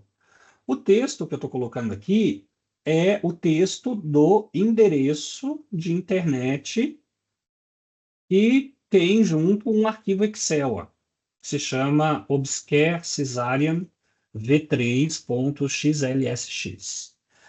Então vejam, isso aqui não é o arquivo propriamente dito, isso é o endereço de um arquivo na internet. Que está lá, se a gente botar isso no browser, ele vai fazer download desse arquivo. Mas a gente nem vai precisar fazer download, porque o próprio Python. Ah, Cardinal, muito bem lembrado, Vanessa, também é chamado de Cardinal. O próprio Python vai fazer o download desses dados direto aqui para dentro do Google Colab, tá? E se eu executar, ele não vai dar erro, mas não vai fazer nada, mas ele vai ficar aqui do lado, eu não falei ainda para vocês, mas aqui do lado ó, aparece um check, né? Um Vzinho aqui verde, está dizendo que rodou, tá tudo bem. E para eu criar, ler esses dados propriamente dito, eu vou criar uma função que é a seguinte. Eu vou colocar aqui no chat para vocês, também para facilitar um pouco, que é essa aqui, ó. Vou criar mais um bloco, que é o df. df é o nome da variável, tá? Então, abreviando data frame, então, é um data frame df. Vai receber o quê? A biblioteca pandas, o PD, como a gente falou, ponto. Lá dentro tem uma outra função que a gente usa muito, que é uma função para ler um arquivo de Excel. Como eu já sei que esse arquivo é um arquivo de Excel, a gente vai chamar a função read Excel e dentro da função, dentro do parênteses, a gente coloca o endereço da onde está esse arquivo. Nesse caso, como a gente já colocou o endereço dentro dessa palavra arquivo, basta eu colocar o nome da variável aqui dentro e ele já vai ler ele vai acessar a internet, ele já está na internet, né? Mas ele vai lá acessar o browser, vai acessar esse endereço, vai fazer download dos dados e vai abrir os dados e vai colocar esses dados dentro da variável df. Ele vai fazer tudo isso nessa única linha, tá? Se ele não conseguir fazer algo disso, ele vai dar um erro. Então, eu vou dar, nesse mesmo bloco, eu vou dar um Enter, e como eu quero ver o que ele leu, eu vou escrever aqui embaixo df. Então, eu li o arquivo que está lá na internet, é um arquivo de Excel, por isso que eu já chamei a função read Excel, guardei na variável dataframe, df, e estou mostrando o dataframe, o df. E vou executar. Lembrem, só vai dar certo se eu tiver executado a linha de cima, né? Porque senão ele não vai saber onde é o endereço.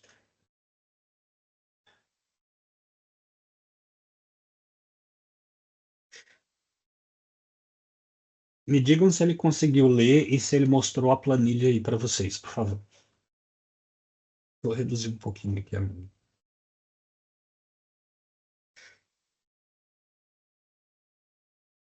Feito.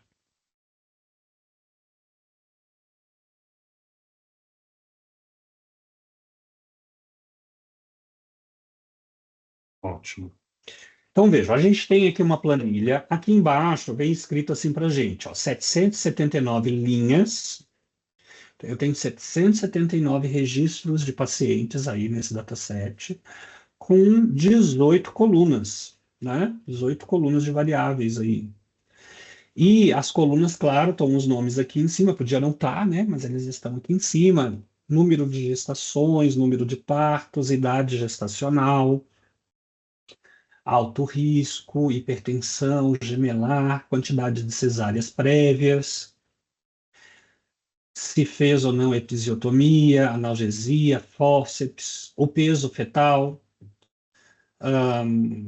o score de Apgar,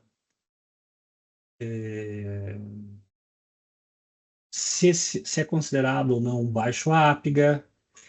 Esse Apgar também ele pode ser dividido, geralmente usa abaixo de 7 ou não, né, para saber se é baixo ou não Apgar, mas existe uma outra classificação, pelo menos no Brasil, que o Apgar é dividido em 3 níveis. Acima de 7, 5 e 6 e abaixo de 5. Então tem um nome diferente, que seria boa vitalidade, asfixia moderada e asfixia grave, se eu não me engano. É, eu não tenho certeza se é 5 ou 6 ou só 6, tá? Então, os obstetras aí podem esclarecer. Se esse peso é considerado ou não baixo peso, né? Então, abaixo de 2.600 é considerado baixo peso. Se é um prematuro ou não, então, se a idade gestacional é abaixo de 36 semanas, é considerado prematuro. Se essa quantidade de partos que essa gestante já fez, está aqui na frente, né? 0 partos. Se é uma gestante considerada nulípara, primípara ou multípara, né? Com 0, 1 ou mais de 1 partos. E aqui a última variável, não estou conseguindo ler, mas se houve ou não houve cesárea. Então, até se a gente for para o segundo, eu não sei se a gente vai, porque já são 15h27, mas na segunda parte do tutorial, que a gente pode fazer num outro momento, é essa variável que seria a nossa variável desfecho, a nossa variável que a gente vai tentar predizê-la. E todas as outras aqui da frente seriam as nossas variáveis preditoras, que a gente vai usar para tentar prever a cesárea, né? Aí aqui, claro, algumas não fazem sentido e tudo isso são discussões aí que a gente pode vir a fazer. Mas veja, então com pouquíssimas linhas a gente lê um arquivo de Excel, pode estar na nossa máquina, pode estar no endereço na internet, mas a forma de ler um Excel é dessa forma, mas pode também, aí vocês podem dar uma pesquisada, pandas, ler arquivos, né? O Google ajuda muito isso. Tem arquivos CSV, arquivos JSON, arquivos XML. Cada um vai ter uma função diferente para fazer essas leituras. E aí, uma coisa interessante que a gente pode fazer, por exemplo, agora, já que a gente tem um DF, que é o Pandas, né? Um df.info. Opa, info. Essa função ela é muito interessante quando a gente acabou de abrir o arquivo, que é o seguinte, essa função ela vai me dar características dessa base de dados, né? Então, a gente sempre começa abrindo a base de dados e fazendo uma análise da qualidade desses dados, né? Então, o info, a gente começa fazendo essa análise. Então, aqui, ó, a gente consegue perceber. A gente já sabia, né? Lendo aqui, a gente já tinha percebido isso, mas ele diz de novo: tem 779 entradas, registros, os códigos, né? O index vai de 0 a 778, tem 18 colunas. E essas 18 colunas são essas aqui, estão aqui os nomes das colunas, ó. E aqui é bem interessante. Ele diz para gente como que está o preenchimento dessas colunas. Então, ó, gestações tem 779 no null. Quer dizer, se tem 779 linhas e nenhuma delas é nula, vazia, está tudo preenchido. Partos também, idade gestacional não, está faltando 3. Tem 776 no null, ou seja, falta 3 para o total, né? A mesma coisa aqui embaixo, ó, o peso fetal tem 764, já está faltando mais. O score de APGAR tem 749, também está faltando, mais ainda. Então, eu consigo ver aqui algumas variáveis que não estão totalmente preenchidas. Outra coisa que eu consigo ver aqui também é o tipo dessa variável, o tipo do conteúdo que o Python leu.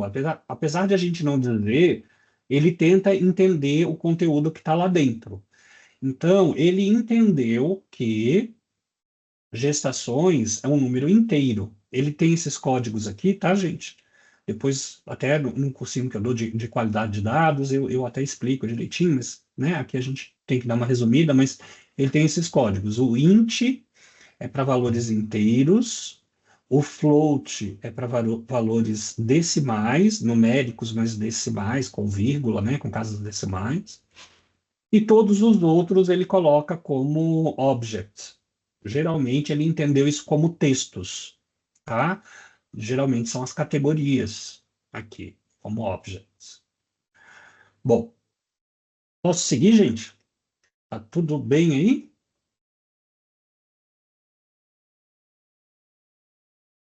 Ok. Então, vamos fazer o seguinte.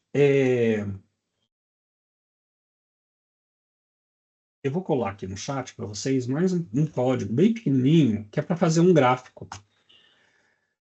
Já que a nossa variável desfecho é a cesárea, né, que é a última variável, vamos ver como é que está a distribuição da cesárea dentro dessa base de dados. Então, já vamos ver essa distribuição num gráfico. Né? A gente já viu como fazer gráfico lá em cima, só que o que a gente tinha feito era um gráfico de colunas. Vamos lá fazer um gráfico diferente aqui, só para a gente já testar. Então, eu coloquei aqui, ó, para vocês. Essa função é uma função que faz um count plot. Um count plot tipo um gráfico de colunas também. Ele conta categorias. E ele é da biblioteca Seaborn. Vocês lembram lá que a gente importou aqui em cima duas bibliotecas, a Pandas, PD e a Seaborn. Então, o Seaborn é uma biblioteca de gráficos bem interessantes assim.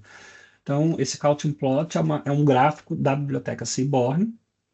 E a gente tem que passar alguns parâmetros para dentro dele, né? Tem muitos parâmetros, aí a gente precisa ler a biblioteca, saber o que parâmetro usar, mas tem alguns que são básicos, né? Então, por exemplo, no CountPlot, eu preciso dizer qual é o meu conjunto de dados, que é o data, né? O data é o conjunto de dados. Bom, se o meu conjunto de dados está dentro de DF, data é o DF, né? Então, ó, o data recebe DF. E eu preciso fazer no CountPlot qual é a minha variável X, assim, do gráfico. Tem várias, tem 18 variáveis, né? Qual deles? Então, a variável X é a variável cesárea. Quero que mostre ele separado por cesárea. O RU é uma divisão. Aqui, nesse caso, nesse gráfico, a gente vai usar a mesma divisão, por cesárea. Depois, em outros gráficos, a gente vai ver que fica mais claro o que é essa categoria aqui desse RU. Então, eu vou executar, para a gente ver mais ou menos como é que ele está ficando. Ó. Então, eu tenho aqui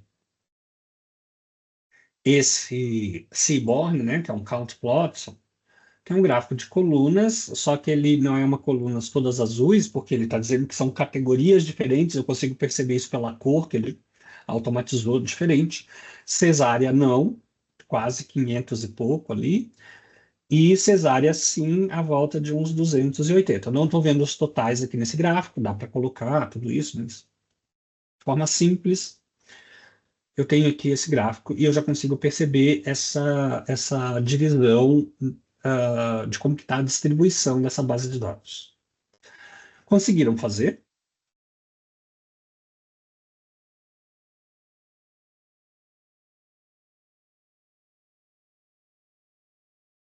Beleza. E aí, gente, eu queria mostrar um código para vocês que é o seguinte. Tem um curso que eu já falei, né, que eu dou de qualidade de dados, que é um curso assim de 20 horas, que eu explico em detalhe como é que faz isso, faz aquilo, faz análise, limpeza de dados, e é muito interessante se vocês virem propaganda desse curso ou pela Virtualcare, ou pela UFMG, ou por outra universidade, ou, às vezes vários lugares me chamam para dar esse curso. Eu adoro fazer, eu faço ele já há uns 10 anos. Ele é bem interessante. Entretanto, todavia, porém, com né, a nossa vida sendo consumida por inteligência artificial, foi desenvolvido uns modelos agora que, com 4 linhas, 5 linhas, a gente executa o curso inteiro de 20 horas. Então, é interessante? É muito interessante, mas também é interessante a gente conhecer em detalhes como que tudo isso funciona. Então, assim, continuam convidados para fazer o curso, tá? Mas eu vou mostrar para vocês algo aqui da inteligência artificial que nos ajuda a fazer uma análise geral da base de dados. Vocês vão ver que coisa mais maravilhosa é isso. Eu mesmo fiquei encantado quando eu vi. Eu vou copiar o código, são 5 ou 6 linhas, tá? Eu vou dar aqui um Ctrl C e vou colar aqui. Aí eu vou pedir para vocês copiarem esse bloquinho inteiro e colar aqui num bloco novo. Ele é um pouquinho mais complicado, tá? Não vai dar tempo de eu explicar ele, mas ó, a gente está instalando uma biblioteca nova, que não é muito comum, por isso que preciso instalar ela. E aí eu importo ela aqui para esse bloco de código que a gente está fazendo. E para executar essa função com o data frame, que no meio está perdidinho, ó, o DF, é o nosso data frame ali, que a gente tem ele na memória, né? Então ele vai fazer toda uma análise, que é esse profile report, e vai criar na tela aqui uma visualização, um dashboard, que é esse iframe dessa análise. E depois ele ainda vai gerar um HTML, um arquivo para a gente fazer downloads e que a gente pode abrir em qualquer computador, não precisa mais do Python, não precisa mais aqui do Google Colab, já vai estar a análise pronta, tá? Vocês vão ver que ele vai executar bastante coisa aqui, porque esse install ele vai rodar aqui, essa instalação, mas ele vai rodar, vocês vão ver. Ó, clica, copia, Ctrl C, coloca a rodar. Ele está fazendo esses códigos todos aqui, ó, a gente se assusta, mas ele está instalando, tá? Ó, no meu aqui até instalou rapidamente. Já está assim embaixo, ó, sucesso. E aqui embaixo ele já está fazendo a análise de dados, ó, sumarizando dados. Ó, e já está gerando a estrutura para mostrar para a gente aqui o resultado. E mostrou. E aí eu vou reduzir até o tamanho da minha tela, porque é tanta coisa que ele gosta que se tiver muito maximizado não fica legal.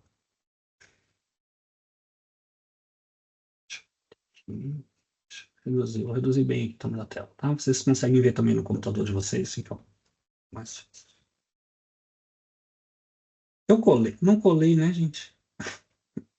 Falei, não coloquei, não enviei no chat. Tá aí no chat agora.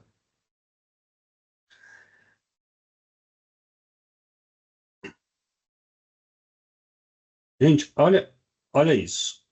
Ele faz um overview das variáveis. Então ele diz, ó, tem 18 variáveis, 729, tem 129 células vazias. Ele acha, né, que tem 10 duplicados, ocupa essa memória, tem 15 variáveis categóricas, 3 variáveis numéricas. Ó, essa coluna partos está com um valor constante zero em todas elas. Essa coluna paridade está com a coluna nulípara constante em todas elas. Existe uma alta correlação de asfixia com baixo ápiga, né? De baixo ápiga com asfixia, de baixo peso com idade gestacional, de cesárea com episiotomia, de episiotomia com cesárea. Veja que ele vai dando várias já pré-análises aqui para gente, de forma tudo automatizado. Ele fala que a variável gestações está bem balanceada, a variável gemelar, cesáreas prévias. Existem valores faltantes nessas variáveis aqui de baixo. Depois ele vai fazendo uma análise variável por variável. Gestações. Tem cinco valores diferentes lá dentro, são os missing, não tem nenhum missing. Esse aqui são os valores, então gestações, uma gestação, duas gestações, três gestações, quatro e cinco. Então 681 casos com gestantes com uma gestação. Se eu quiser mais, isso é uma variável numérica, se eu quiser mais detalhes aqui, board details, eu consigo. O valor máximo, o valor mínimo, consigo ver aqui a porcentagem das categorias, a frequência. Isso é uma variável categórica, né? Vamos pegar aqui, né, aqui uma idade gestacional. Ó. Idade gestacional, por exemplo, deu aqui já um histograma da variável. Ele mostrou aqui estatísticas descritivas, como o valor mínimo, o percentil 5, o primeiro quartil, a mediana, o terceiro quartil, o percentil 95, o valor máximo, o intervalo interquartil, o desvio padrão, o coeficiente de variação, a curtose, a média, o desvio padrão absoluto, o nível de assimetria, né, que é o skewness, a variância, mostra para a gente o histograma. A gente está vendo o quê? Tanta coisa que eu até esqueci. A gente está vendo a idade gestacional. Os valores mais comuns, os valores extremos. E ele faz isso, gente, para todas as variáveis. Essas análises completas de uma única vez. Então, aqui vocês têm resumido um curso de 20 horas feito. Se vocês sabem o mínimo de estatística básica, né? Então, vocês conseguem, de uma forma muito rápida, importar os dados de vocês e aqui ver essa análise estatística de forma muito rápida desses dados. Né? Isso é uma mão na roda quando a gente precisa fazer a descrição de uma base de dados para fazer um artigo, fazer um estudo, então, de forma muito rápida. E aí, depois mais para o fim, isso aqui é a descrição básica, dá algumas iterações, ó. Deixa eu reduzir mais esse zoom.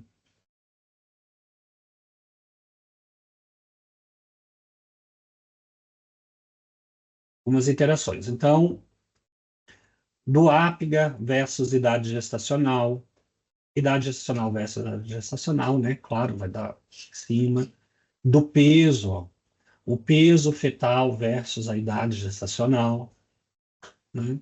Se eu mudo aqui, eu posso inverter aqui as colunas. Correlações. Aqui ele deu um mapa de calor em relação às combinações todas possíveis de variáveis. Então, assim, quando eu combino alto risco com alto risco, é claro que ali eu tenho 100% dos valores, por isso que deve ser azulão escuro. Mas analgesia com alto risco, ó, então existe uma baixa correlação e por aí vai. Assim, aqui, ó, idade gestacional com baixo peso, tem um azul médio aqui, ó, então existe uma correlação média. Hipertensão, não, idade gestacional aqui na ponta, com prematuridade, ó. Então, existe uma relação bem forte também, um azul mais forte aqui. Então, a gente consegue, de forma rápida, já ver aqui as correlações. O que é que tem aqui em table? Aqui eu tenho os valores, ó, dessas correlações todas. Em relação, uma análise em relação aos missings, né, para cada variável, taxas de missing, as correlações. Valores duplicados. A gente não tem nenhum valor duplicado, né? Mas aí, como ele entendeu que algumas colunas são bem parecidas e assumiu que elas pudessem ser duplicados, e por aí vai. Então, eu gostei bastante dessa biblioteca, desse pacote. Quando eu descobri ele, passei a usar.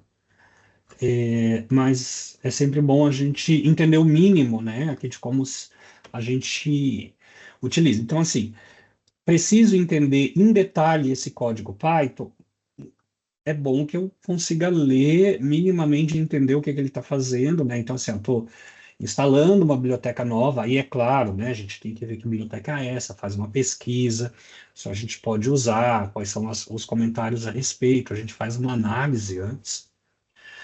É como ler um artigo científico, a gente não vai ler um artigo científico de qualquer revista, a gente minimamente tem que fazer uma pesquisa se essa biblioteca, se esse artigo está numa revista boa ou não, qual é o quadro dessa revista e por aí vai, né? Aqui a gente está importando um pacote dessa biblioteca que a gente acabou de instalar e a gente está chamando duas funções desse pacote, né? Então aí é bom dar uma pesquisada a respeito, ver quais são os parâmetros dessa função, ver alguns exemplos e tal, para poder usá-la, né? Eu não sei te dizer, Ricardo. Vale a pena uma consulta aí para ver se a gente consegue usar essa biblioteca com um SQL para fazer uma consulta já inline, né?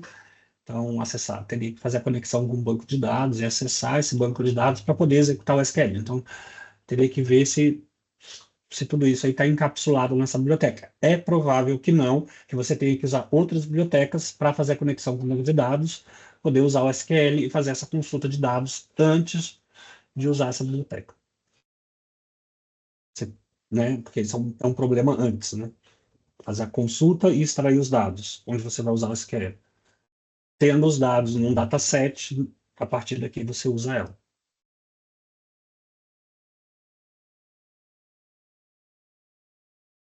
É,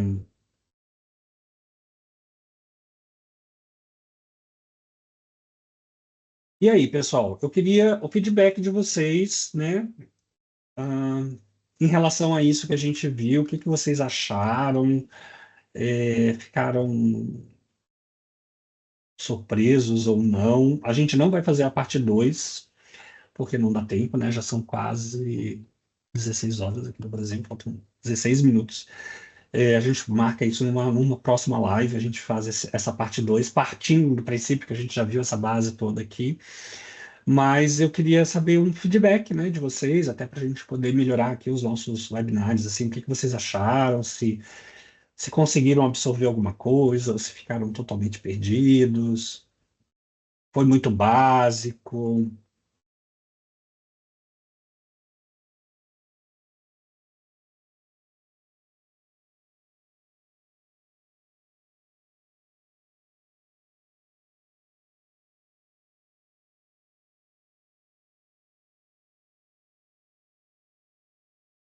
Ah, tem um detalhe aqui que eu não mostrei, vou voltar aqui, enquanto vocês escrevem.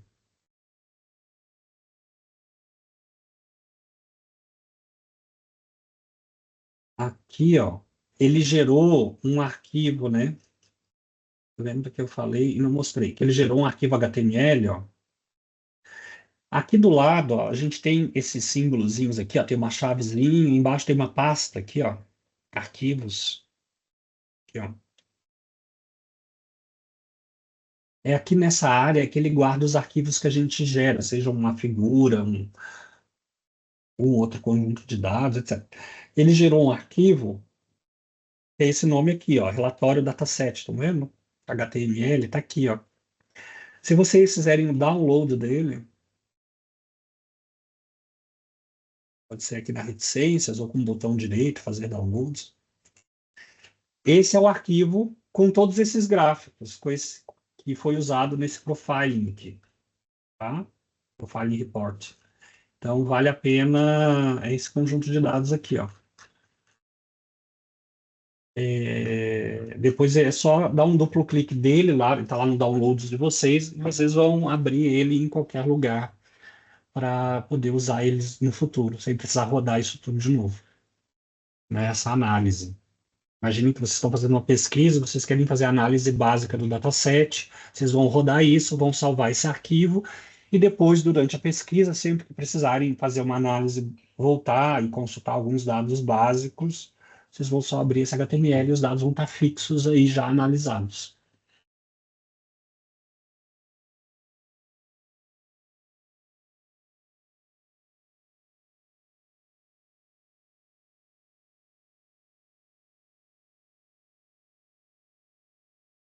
E aí, pessoal, o que mais?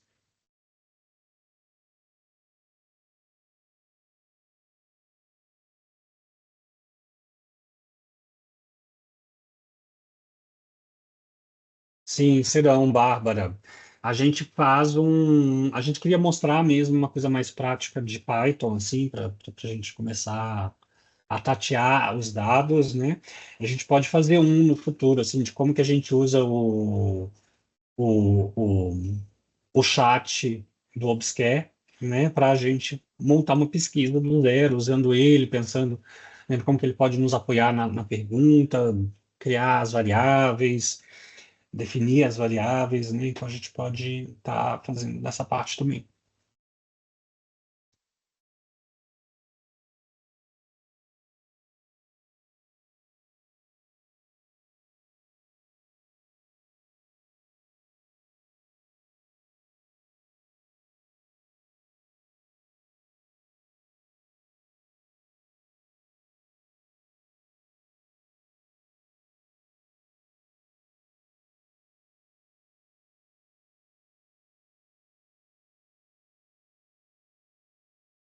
Pedro, a gente tem um formulário para a gente fazer alguma avaliação do nosso webinar. Eu não lembro se a gente vai enviar depois isso para as pessoas. Sim, Juliano, nós depois podemos criar um formulário. Ah, tá bom. Que aí a gente envia, né? A gente está com os e-mails cadastrados, né? Das pessoas, né? Com os registros. Sim, é isso. Depois, em qualquer Perfe- altura, nós podemos criar o formulário e depois entregamos por e-mail. Perfeito, fantástico. Alguém quer comentar mais alguma coisa? O que que achou?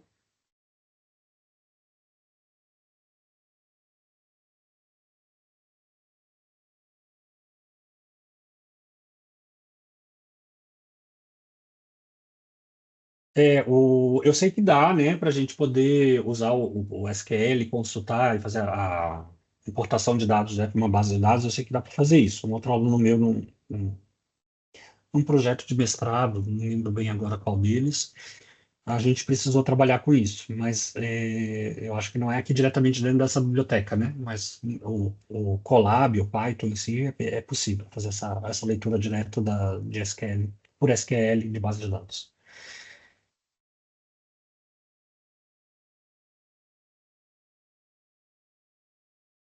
Bom, pessoal, então eu acho que a gente tinha para ver hoje era isso, né? A gente usou aí quase 2 horas. Eu não vou entrar na parte 2 com vocês agora, porque iria passar tudo muito rápido. eu prefiro deixar isso para um outro momento e a gente vê como que a gente parte dessa análise básica, dessa parte inicial, a gente pensa um pouquinho das limpezas que a gente precisa fazer nessa base de dados, já sabe abrir, já sabe navegar dentro dela, e aí a gente executa o, o machine learning. E aí eu queria saber de vocês se para vocês está tudo bem a gente disparar e-mails para a gente não fica enviando propaganda, tá, gente? Mas a gente pode avisá-los. É claro que a gente comunica também nas redes sociais, mas a gente pode avisá-los através de algum e-mail. Claro que a gente vai mandar um e-mail aí com uma avaliaçãozinha do webinar e também eu acho que a gente vai preparar um certificado, né, de participação aqui para vocês. Vai enviar por e-mail, mas quando a gente bolar um outro, a gente pode enviar um e-mail avisando vocês, se vocês caso, convidando vocês, né, caso queiram participar do próximo. Perfeito, gente. Obrigado. Boa continuação de semana para vocês. Bom descanso, né? Super combinado. Espero que tenham gostado e a gente se fala então no nosso próximo webinar. Tchau, tchau, pessoal.